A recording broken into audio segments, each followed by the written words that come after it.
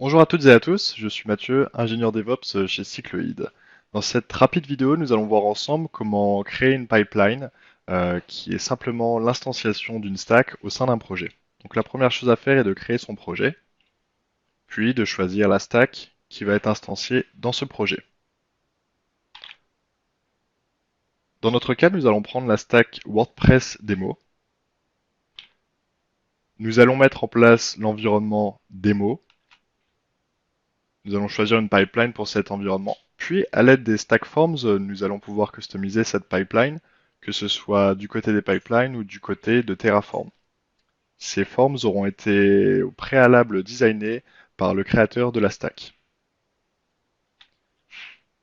Une fois que tout est bon, je suis en mesure de créer mon projet. J'ai donc sous les yeux une pipeline qui va commencer par des tests unitaires, puis un déploiement qui nécessite un approval et finalement des tests fonctionnels.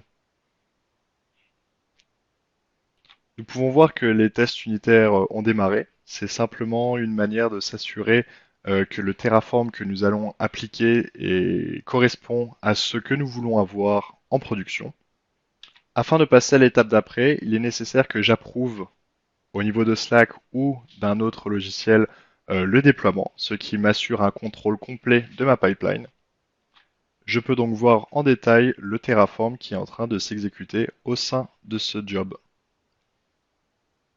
Après le déploiement, une tâche de post-déploiement va s'effectuer afin d'effectuer des tâches de type création d'utilisateurs sur mon infrastructure, provisioning applicatif de mon infrastructure, pour finalement arriver au test fonctionnel qui va s'assurer que mon WordPress est bien disponible sur l'URL et je reçois même une notification sur Slack ou autre qui m'indique que mon déploiement s'est effectué avec succès.